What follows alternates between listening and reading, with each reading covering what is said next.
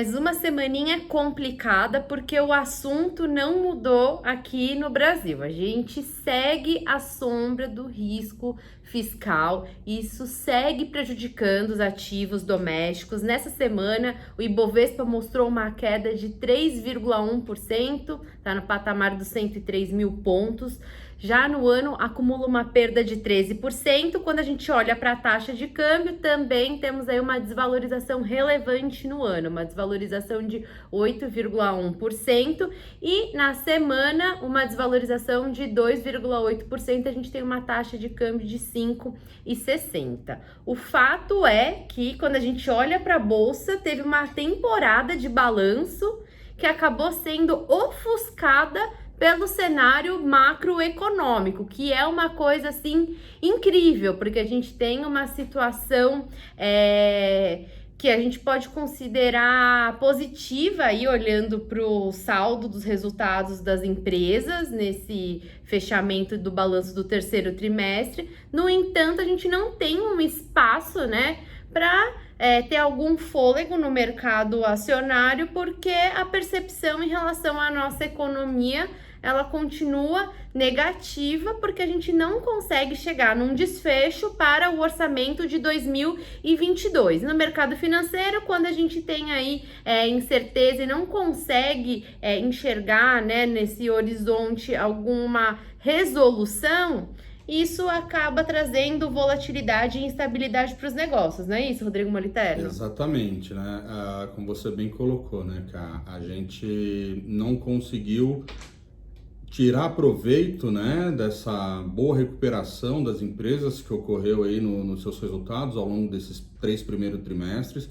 A gente viu aí resultados sólidos, as empresas no primeiro e segundo trimestre vindo com resultado bom. Havia uma expectativa boa, ainda que já sabíamos de uma certa, vamos chamar assim, estresse que poderia vir. E a nossa questão maior era em relação à lei orçamentária e não a questão muito mais do fiscal, dessa PEC, tudo que se construiu. E como o mercado ele é um mercado que ele vive de expectativa, quando a gente tem esse cenário turbulento, os investidores, obviamente, eles ficam mais retraídos, né? Então a gente, obviamente, podemos ver aí várias empresas perdendo bastante preço, né? Com os juros subindo também, então você teve aí uma migração da bolsa, né, que é uma renda variável, né, um rendimento mais arriscado, um rendimento mais incerto, para uma coisa talvez mais certa, num juros já em CDBs aí de 2 dígitos. Então todo esse cenário aí a gente vem sofrendo na expectativa que a gente tenha uma solução, né? A gente fala no mercado, a gente precisa ter uma solução. Que essa solução venha, seja boa ou ruim, mas que defina-se. Exatamente para que o mercado assim possa fazer as suas contas, fazer suas projeções e voltar a montar as suas posições olhando aí para frente com o cenário que seja. Então, neste momento, a gente fica nessa incerteza. Aí a gente tem a questão, as varejistas sofreram bastante. Agora, nessa última semana, com uma certa expectativa da PEC e por conta do Black Friday, elas começaram aí a recuperar. Então a gente está muito à mercê dessas notícias e, como a gente comenta, né, a gente está muito tradando o macro, o momento das notícias, tanto as nossas notícias internas quanto as notícias externas, e não olhando o micro, justamente porque tem muitas incertezas. Então o micro acaba aqui sendo deixado de lado neste momento, né? Exatamente. O que a gente tem para acrescentar aqui em relação à PEC dos precatórios? A matéria ela segue no Senado.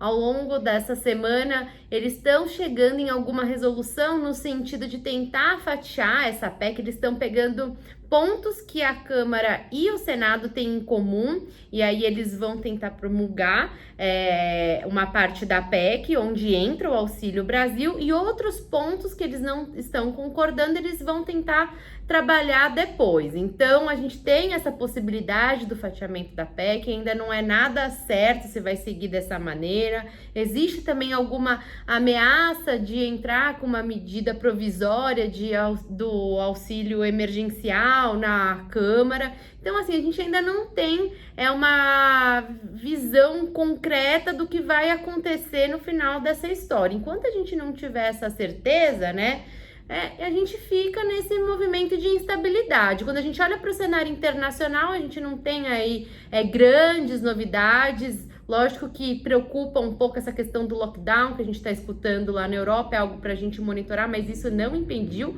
com que, por exemplo, o Ibovespa tentasse mostrar alguma recuperação na sexta-feira. Mas o cenário externo, ele não tem nenhuma novidade a acrescentar quando a gente traz aqui nos aspectos da leitura para o cenário doméstico. Aqui a gente fica, então, navegando por essas incertezas em torno do quadro fiscal. Lembrando que depois que for solucionada essa PEC dos precatórios, se a gente vai seguir com a PEC dos precatórios ou se vai ser alguma outra alternativa, a gente ainda tem que ter a aprovação do orçamento em si, né? Que é o orçamento para 2022. Então, a PEC dos precatórios, ou seja, qual que for a outra estratégia, é um dos capítulos dessa novela fiscal. Exatamente, né, cara? E assim, olhando para as empresas, vamos falar assim, né, para não desanimar os investidores, tá? Acho que toda crise ela é passageira, né? Ela ocorre por um período e a gente tenta ver o lado positivo aí dessa situação, né? Exatamente, essas oportunidades. Então, como a gente até comentou, existe um indicador que é muito acompanhado, que vale como referência para saber se está caro ou barata, que é aquela relação de preço-lucro. E a gente aqui, a nossa bolsa, justamente por ter perdido muito preço, essa relação acabou cedendo, caindo bastante, indo para casa aí dos seus 6,5, 7 vezes, enquanto historicamente a gente trabalhava na casa aí de 11 vezes, né? Quando a gente olha as bolsas lá fora, até os Estados Unidos fazendo uma comparação, ele historicamente negocia a média de 18, 19 vezes e por conta dos bons resultados das empresas, os índices lá fora, ao bater um high, está negociando em 25 vezes. Então a gente vê realmente que existe essa disparidade bastante grande justamente por esse momento, por essa indefinição. Então, assim, sim, as empresas seguem boas, seguem positivas. É um momento delicado que a gente está passando, que os investidores, principalmente aqueles com posições de ações, estão sofrendo. Mas é como a gente sempre bate na tecla. A gente já passou por momentos similares. E as boas empresas, elas sempre vão se prevalecer aí a esses momentos aí de crise. Vão ter uma recuperação muito mais rápida, mais forte desses momentos. Então, assim, o micro segue sendo muito importante. Então, nesse momento, é um momento para buscar essas oportunidades, é um momento para ter cautela na hora de se operar. E vamos lembrar também, existe assim várias maneiras dentro do mercado de você estar operando não só comprando e vendendo ações, tem outras inúmeras formas com derivativos, com carteiras recomendadas que tira aquele viés nosso que a gente tem lá de, pô, eu não vou zerar essa posição, porque então a gente pode acompanhar alguma carteira. Então, assim, muito importante ter um assessoramento de pessoas que estão dentro do mercado para que possam te dar um direcionamento, para tirar esse viés emocional que muita gente, nós às vezes como investidores, temos nesse momento. Exatamente. Afinal, assim, a gente tem um cenário de taxa de juros elevada e inflação, o que não é uma grande novidade para o cenário brasileiro, né? Exatamente. A Bolsa sempre funcionou muito bem aqui no Brasil com um cenário inflacionário e com uma taxa de juros elevada, que é, né, condizente com o nosso cenário econômico, infelizmente. Então, acho que ficam aqui as nossas considerações finais, conforme o Rodrigo Moliterno colocou, procurar conversar com o seu assessor de investimentos, não se desesperar desesperar e sair tomando aí decisões precipitadas. A gente sabe que a decisão de quem está procurando entrar no mercado acionário agora é diferente de quem já está alocado, por isso contar com uma boa assessoria, ela é fundamental, porque às vezes você acaba realizando um prejuízo que é desnecessário, né? Então você se antecipa, né, e acaba realizando esse prejuízo. Se tivesse de repente um trabalho de uma assessoria, poderia entender, né, se você poderia postergar essa decisão e se favorecer de um momento menos pior.